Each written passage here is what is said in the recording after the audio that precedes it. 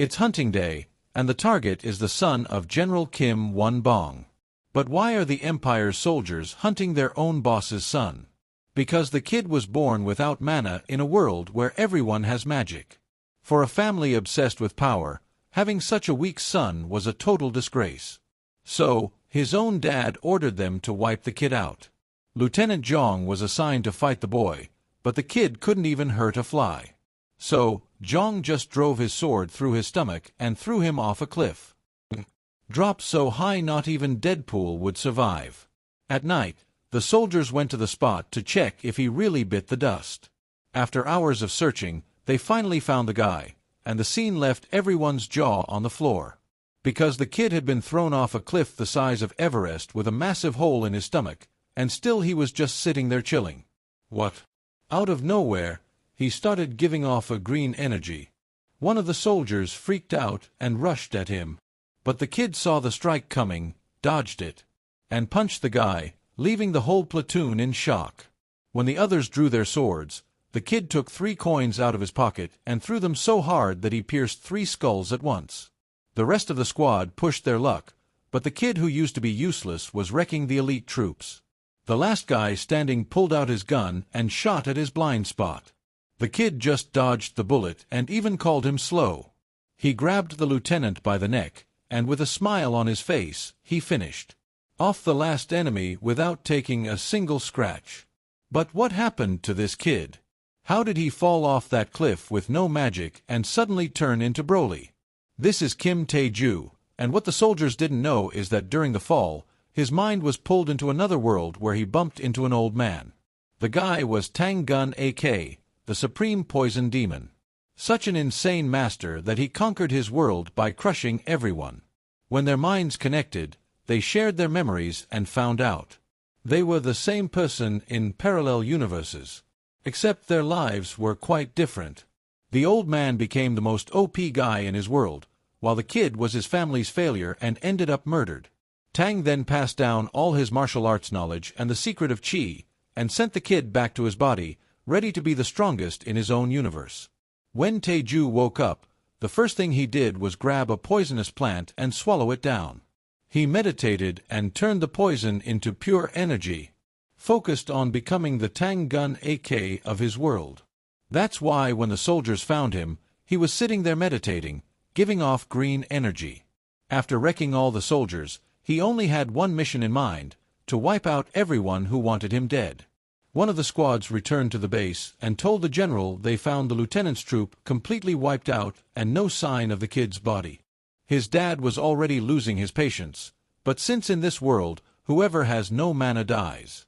Poisoned by the very air, he was sure the kid would kick the bucket anyway. But the general has no idea what's coming. Kill that boy! Kill that boy! A few days later, at the magical beast border zone of Mount Yiri, the protagonist stood admiring the view. From where he was, Yiri was fully visible. When asked if it was the first time that he laid his eyes on this view, the young man confirmed that he was new here. The one with the mustache realized that the young man must not be quite knowledgeable about their city. In 2026, Yiri was just a small city in Korea until it joined the empire. Mount Yiri was a place filled with monsters that desperately needed extermination, which is why the emperor had made Yiri a free city.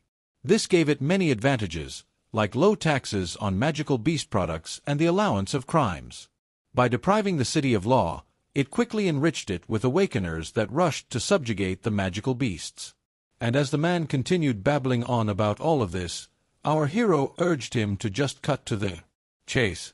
In the end, the boss warned the protagonist about the many criminals that flooded their lawless city. Tae-ju found the man to be quite the chatterbox, yet liked him as a person and enjoyed his advice. A few days ago, Tae-ju had survived an attempt made on his life. After that, he severed every one of his contacts following his discharge and started to search for a place where he could gain power. And after some thinking, the free city turned out to be the perfect place for this.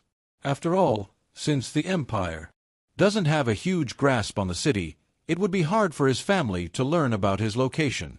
To make things better, it was filled with all sorts of poisonous items that would greatly benefit him in his training. Taeju was still unfamiliar with martial arts.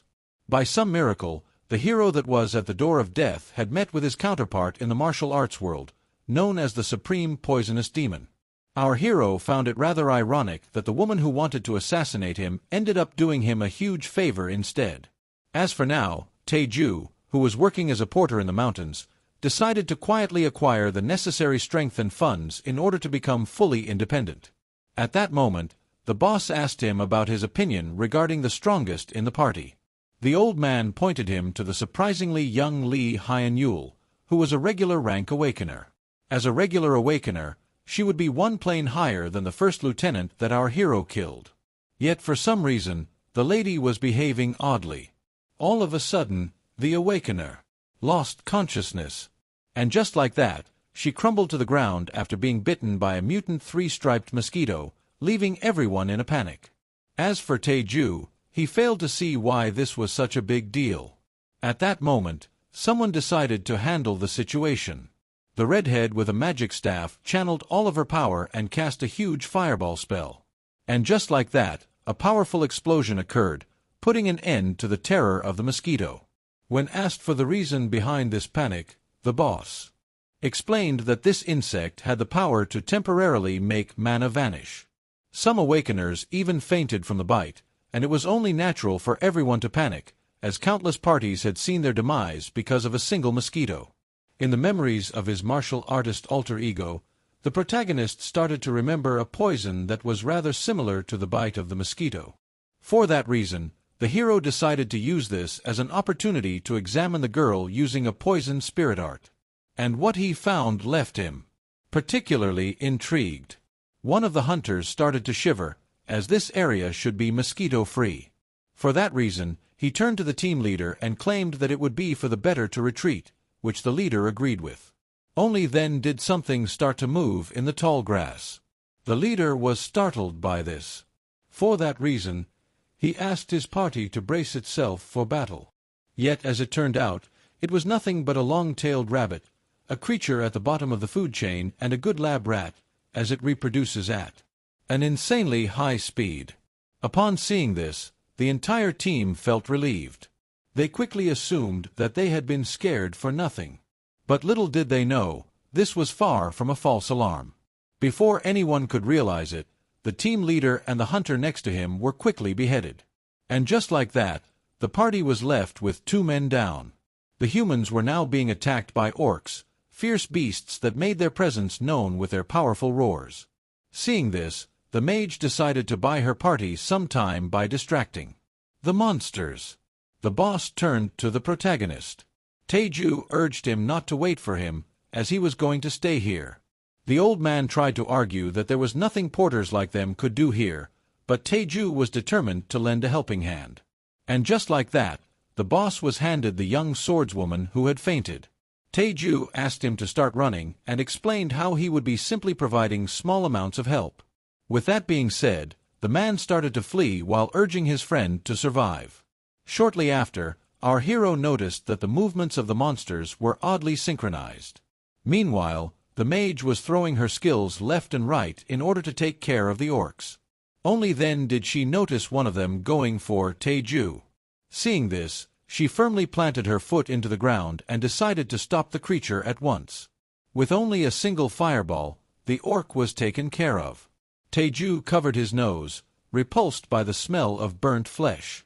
Only then did he notice something shocking.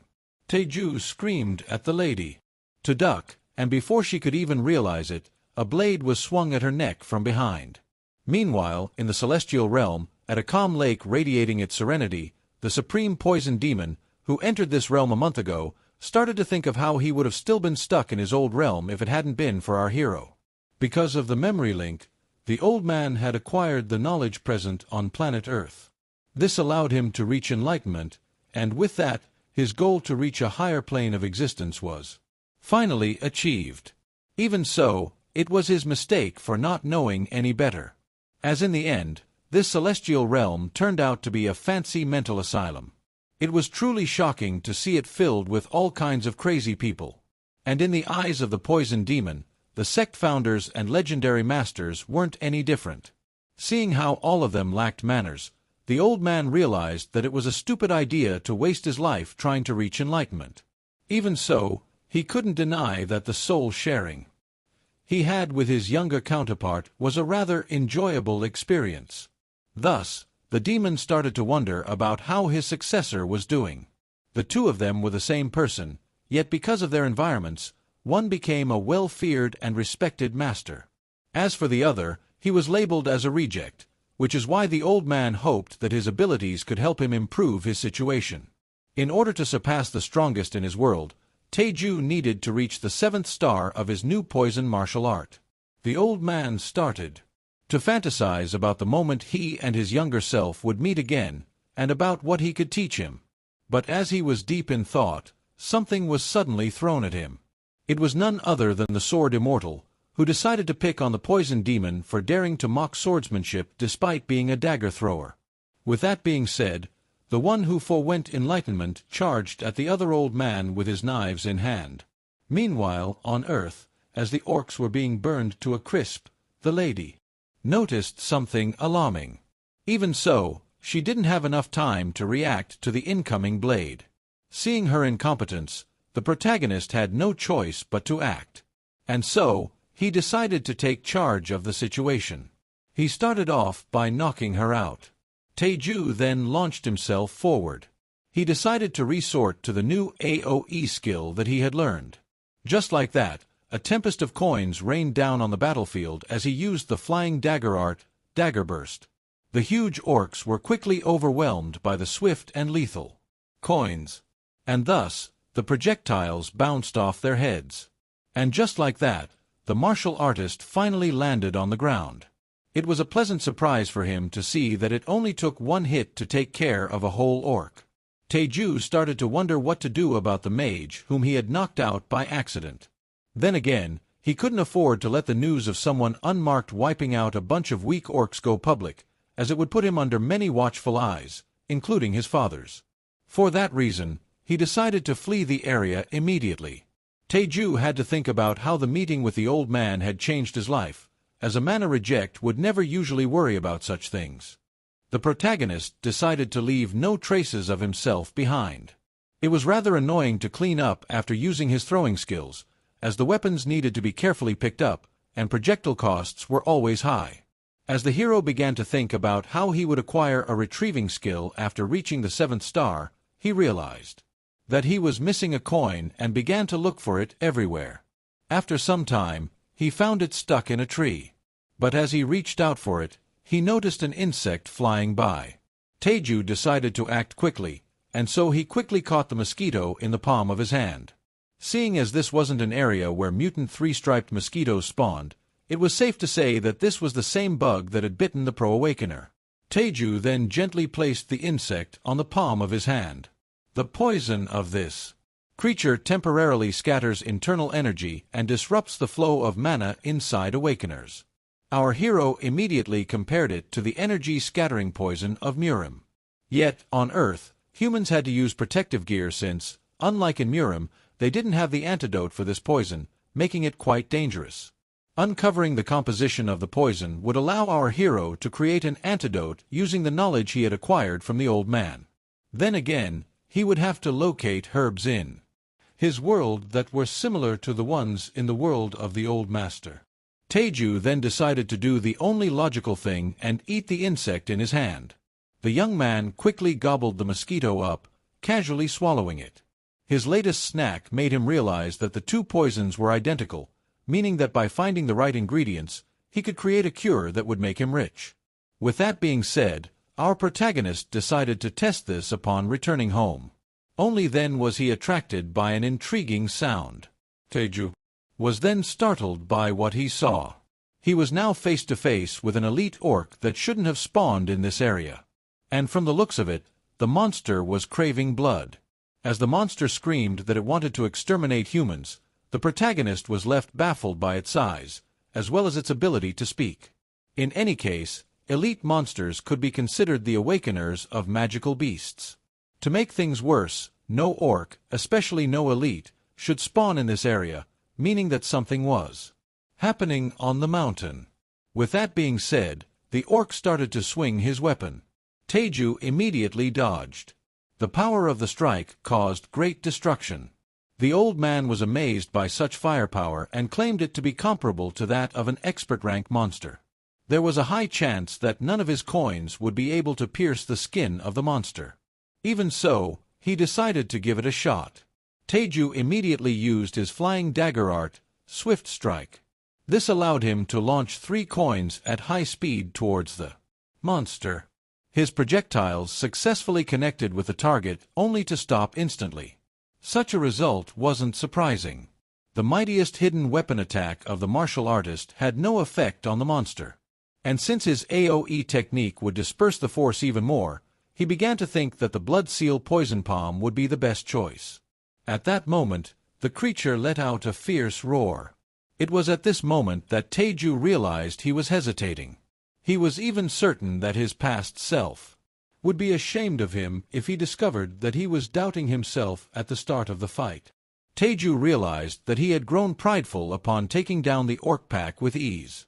It didn't matter how fearsome the obstacle in front of him was, as he would keep trying until he succeeded. After all, this was the path of the supreme poison demon. And so, as the poison palm was unleashed, the elite monster raised himself to parry the attack. With that being said, his giant axe of steel clashed with the bare palm of our hero. Taeju was able to push himself to his limits, and just like that, a great explosion occurred. At the end of the clash, the giant axe was damaged, but only one of the fighters had his knees on the ground. Taeju was unable to even scratch the orc. And so, seeing this, he decided to keep on attacking until it fell. At that moment, a swift blade was drawn out. Suddenly, the elite orc suffered 1,000,000 cuts. The human was left confused. Not even the monster itself realized what had just happened. And as it blew into bits, Taeju realized that if it wasn't for the elite, he would have fled the scene long ago. Thus, he started to think of an excuse to give to his savior.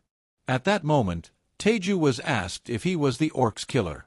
The man claimed that since the hero was unmarked, he was a pathetic non-awakener that shouldn't have been able to triumph over the monsters. Taeju didn't know what to say in front of these cold eyes. The standing committee member, Lee Yun-song, also known as the Vigilante Captain, who was the guild master of Nogadan, demanded answers. Taeju realized that such a presence, arrogance, and power could only belong to someone important, meaning that he had to carefully phrase his words. Yet, as he started to speak, he was quickly joined by the boss. But the middle-aged man wasn't concerned about him and only worried about the luggage, which seemed to be safe according to its carrier. And as he pointed out how he had been saved by someone, the one with the beard turned to see who it was. The porter immediately recognized Lee Yun-song, who ordered his arriving forces to call in a cleanup team. The Free City answered to an autonomous committee instead of the emperor, and the vigilante captain was a committee member with voting rights. He was also the Nogadan guild master, charged with security, as well as a master-rank awakener.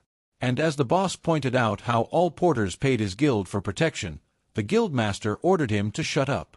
The one with the beard apologized for being a chatterbox and urged his colleague to thank his savior, which he immediately did.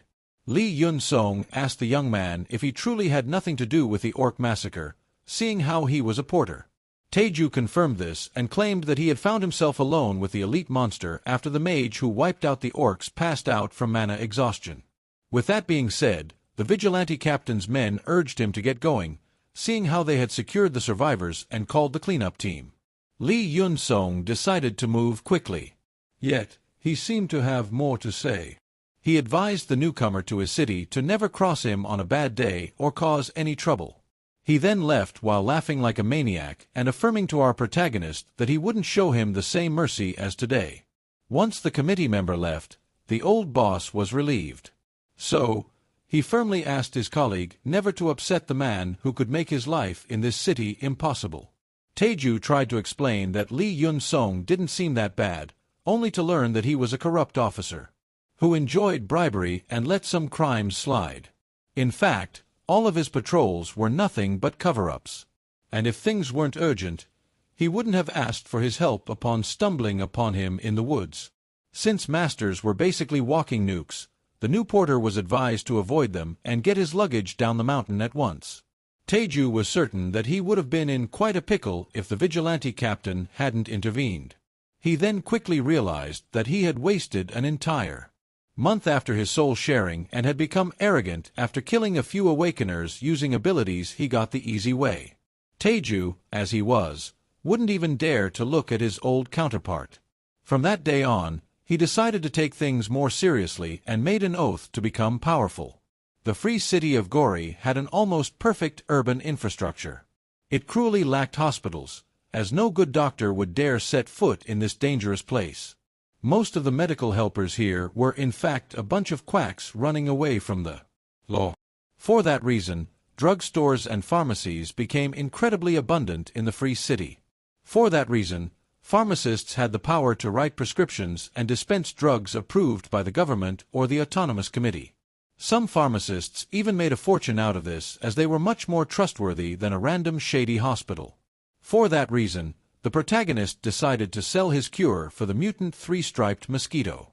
The last month was tiring for him, as he spent his days working as a porter, his spare time collecting herbs, and his nights training in martial arts. To make things worse, he was forced to reach the 3rd star of his martial arts, seeing how delicate the antidote preparation was. But due to that, he gained power, meaning that he wouldn't be easily taken down any longer. And if everything goes right, Taeju Kim might be able to earn himself a decent fortune. Upon entering the store, the customer was welcomed to Bok's drugstore, as the worker at the counter offered to get him numerous products. Our hero revealed that he was there to see the owner. This caught the lady off guard. Taeju then revealed himself to be a seller rather than a buyer. The man in the back overheard all of this. He then took a deep breath. Bok Hongpyo, who was also the director of his own orphanage, then introduced himself as the CEO of this drugstore. Taeju immediately greeted him and explained how he was there to sell some of his homemade medicines. The old man was getting tired of this, as a new scammer knocked on his door every day. For that reason, he quickly turned down the offer and affirmed to the newcomer of the city that he needed to go to the labor market if he wanted to earn something. Yet, as soon as Taeju mentioned this to be a mosquito antidote, the owner was left intrigued. He even thought he had heard wrong. The protagonist clarified that this was a cure for the mutant three-striped mosquito. Just like that, he piqued the interest of Hongpyo. He clarified that this was an oral medicine that could be taken in advance. And as the young man pointed out how its effects lasted for about 10 hours, the old owner was particularly triggered. He was annoyed by the fact that the young man in front of him didn't even put any effort into making his scam believable. The medicine maker gave them 2 more bottles. He gave them his card and asked them to contact him if they changed their minds after testing them. Their deadline was midnight. Taeju left the scene while explaining how he would take his products to someone else if they didn't contact him by then. At that moment, everyone in the store was left speechless. They all saw him as some kind of madman. At that moment, the customer grabbed the bottle with interest. That was Park Jin-soo, the leader of his own raid team, a regular of the shop, and a drug enjoyer, who asked the owner if this was plausible. Hongpyo looked at him with confusion at first. He explained that he couldn't tell him immediately. According to him, everything would be clear once the drug was tested. Hongpyo wasn't expecting much, since not even the best companies of the empire were able to develop this cure. But the confidence of the seller intrigued him. The lady then urged the customer to put the bottle down, only for him to claim how they still needed to test it. The old owner turned around, horrified. He started to scream at his tall regular for carelessly consuming a shady drug that wasn't even tested. Yet, after getting it into his system, Jin-soo declared that the bottle simply contained water. The owner was stunned. Since the regular had a lot of experience with potions, the owner asked if he didn't feel any kick from the drug in his hand. Yet, Jin-soo affirmed once again in disappointment that he didn't feel anything from it, meaning that it was just simple water. With that said, he labeled the hero as a scammer and advised the old man to discard the remaining bottles. Even so, Hongpyo still had his doubts that the protagonist was just one of his regular daily scammers. Having said that, the regular finished his shopping spree. He and his crew were going to catch frogs, and his little drug test had made him late to the party. Despite all of these products being quite expensive, the man decided to pay in full with cash. With his purchases complete, the regular bade the old owner farewell. Hong Pyo urged them to be careful, thinking about how Taeju was obviously a scammer, as no one could ever create an antidote for mosquito venom. Later that day, a fierce battle ensued. The white beasts were wreaking havoc everywhere. At that moment, shield reinforcement was activated. Jin-Soo was able to protect himself from the attack of the blade-tooth martens, which shouldn't have appeared in this area. At that moment, his ally firmly grabbed her blade and went for the kill. She told the team leader that they should flee at once, seeing how they now had a clear path. The warrior revealed that she had been bitten by a mosquito and that the paralysis would kick in soon. Her ally asked her to wait a little longer, as they would only be safe once the last marten he was handling was taken care of. Only then did he notice something horrifying. Mutant mosquitoes had appeared. If Jin-Soo suffered any more bites, he would be overwhelmed by the venom and fall victim to its paralysis. If he collapsed on the ground, the entire team would be at the mercy of the wild. He began to fear that he truly had been poisoned as his shield was weakening. Wondering what he did wrong since he had taken precautions regarding this bug-infested area. The entire party was caught off guard by the blade-tooth martens, which had appeared out of nowhere inside mutant frog territory. This surprise attack immediately took out the bug suits of the entire party. The team leader started to blame himself for this, as his carelessness and panic had led to him getting hit. At first, the party members who were bitten by the insects decided to retreat at once. Yet, for some reason, the mammals blocked their escape route, leaving them no choice but to fight. Jin-Soo only needed a little bit more power to take down the last marten and survive. At that moment, the swordsman warned him about an incoming attack. Only then did the team leader notice something horrifying. The monster had landed a powerful attack. Its blade had managed to pierce his shield, and just like that, the barrier shattered. Yet, for some reason, despite his skill being broken, Jin-Soo didn't lose any strength or mana. It was at this moment that he realized what was happening. The antidote that he had consumed in the shop was, in fact, no scam. Realizing this, he decided to throw himself back into the battle. He firmly grasped his sword. The team leader began to think that if the antidote truly worked, victory wasn't impossible. Later that night, someone hurriedly entered the old owner's drugstore. Jin-Soo rushed to talk with the owner. He inquired about the price of the mosquito antidote and demanded to buy the whole stock. Sometime later, at the market of the Free City, a blade-tooth marten that was said to be incredibly good for stamina was being sold for 5 million won. A little further away, someone was selling a custom-made crustacean magical beast armor for 50 million won. The boy, who grew up in the border city of Puju, had never set foot in such a big market and found it quite lively. Taejo had made the right choice by taking a day off. In order to create the mosquito antidote, he needed to reach the 3rd star. The medicine required precise control over internal energy in order to extract what was needed from the medicinal and poisonous herbs. However, because the hero had overworked, his poison essence had overloaded, meaning that he needed some time to digest all the poison. Putting that aside, he started to recall a meeting in a coffee shop. Hong Pyo had demanded to sign a contract to purchase every bottle of the antidote. From the looks of it, the homemade medicine seemed to be effective. The old owner confirmed this and explained how it would revolutionize hunting in the mountain before apologizing for calling the hero a crazy quack. Hong Pyo then brushed this aside and asked how many bottles the young man had produced. Upon learning that there were 60,000 in stock, the old man asked what would happen once they sold out. So, Taejo revealed that he would just make some more. With that, he was handed a contract where the official production cost was set at 10,000 won, so that they could be sold at 50,000 won, including everything else.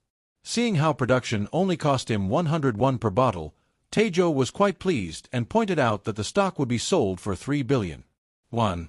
Upon learning that the tax was only 10%, he couldn't be more pleased with the lawless city. Taejo would then decide to change the deal and sell exclusively